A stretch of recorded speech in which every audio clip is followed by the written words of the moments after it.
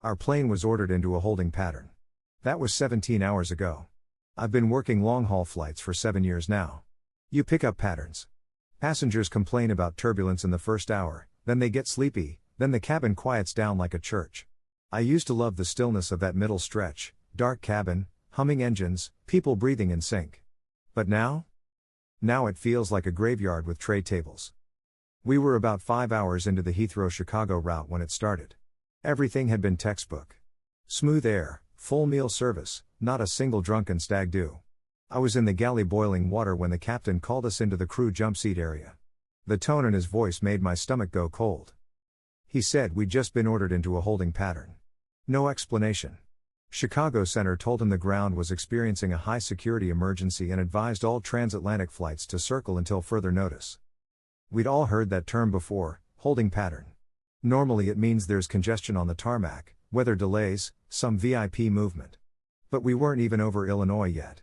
We were still over open water. The captain's hands were shaking as he spoke. That scared me more than anything. Then, 30 minutes later, our ICAR system lit up again. Short bursts of text-based information. Disjointed, garbled. Military designators, partial city codes. LHR, contact lost. JFK impact confirmed. CDG, multiple. We asked him what impact meant. He didn't answer. We knew. I remember the moment the crew stopped pretending.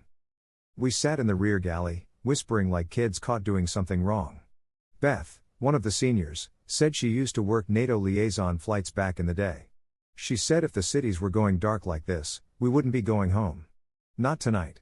Not ever. We weren't told to declare an emergency. No direction from ground. No safe harbor.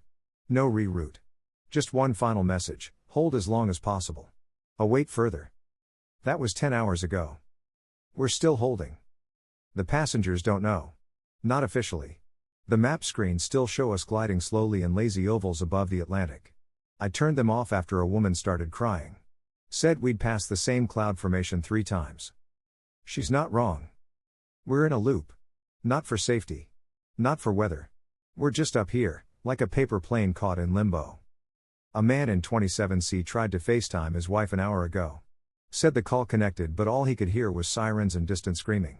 He just sat there staring at his phone like if he blinked it would vanish.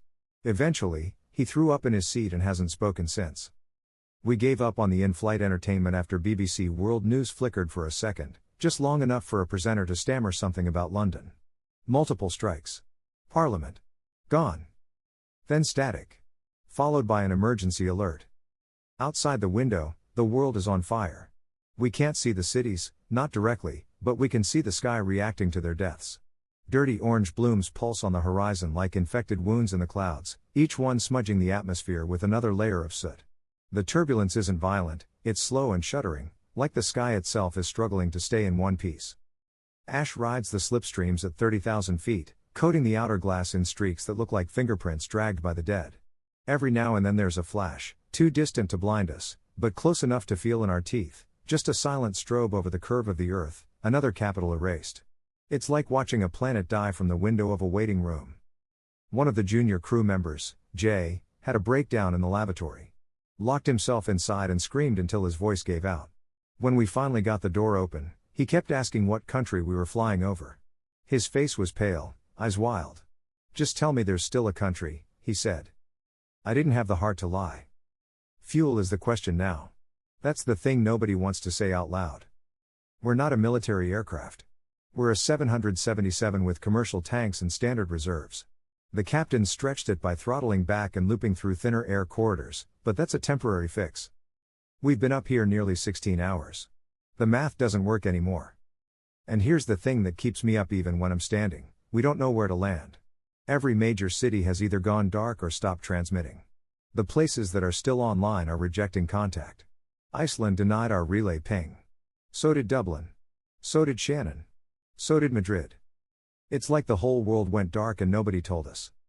A kid, maybe 6 or 7, asked me when we were landing. He had chocolate on his face and a model airplane in his lap. I said we'd be on the ground soon. He smiled and said, "I hope it's sunny." I walked into the crew storage and cried so hard I bit my tongue to keep quiet.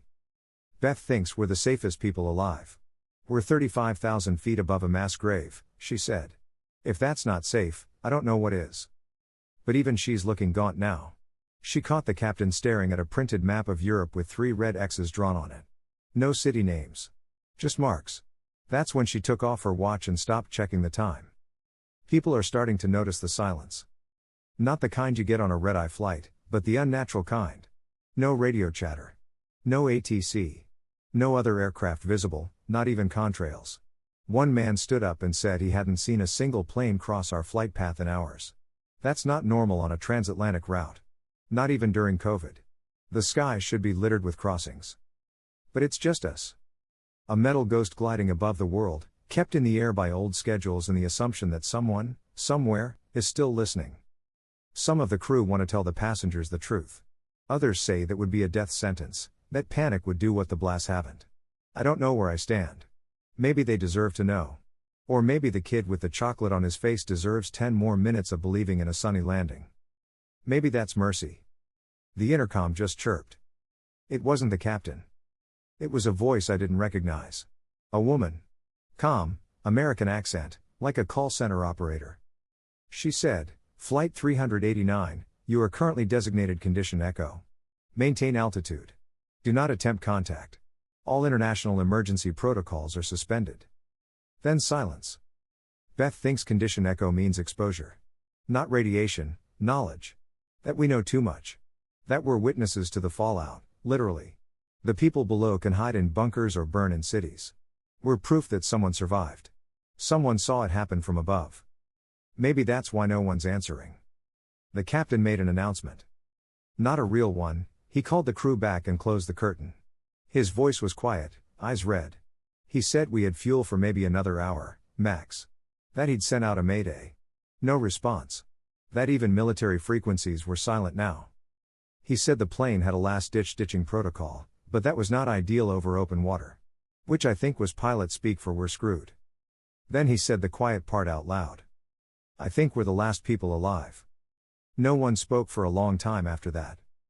30 minutes ago, the captain changed course. He didn't say where to. Just adjusted heading and dropped altitude slightly. The plane banked slowly southward. Over the PA, he told passengers we were preparing for descent, but didn't give a destination. Just said we'd be landing shortly. It started in whispers, tight, frantic murmurs passed between rows like static, eyes flicking to phones that no longer connected, maps that no longer updated. Then someone stood up and demanded answers, and when none came, the cabin cracked. A woman screamed at the emergency exit like it was a doorway to salvation. A man tried to call his wife, then sobbed into the seatback when he heard nothing but silence.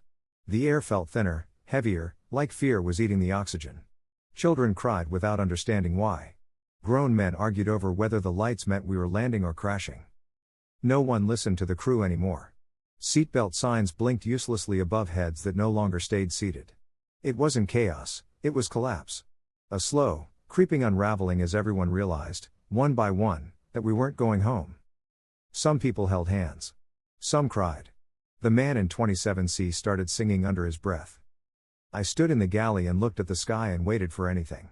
A coastline. A port. A flare. A voice. But there was nothing. Just water. We're still descending. Low now. Too low. Engines throttled back so far they're whispering. The sea looks like glass. I don't think there's a runway down there. I don't think there's anything down there.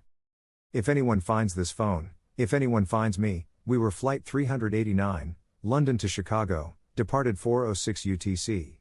The crew did everything they could. We kept them calm. We fed the children. We handed out warm towels. We kept the coffee hot. We lied like saints. Not because we wanted to, but because hope was all we had left to serve. We're descending now. Lights flickering. Still nowhere land. But maybe the water will hold us. Maybe that's mercy too. Hit like and subscribe.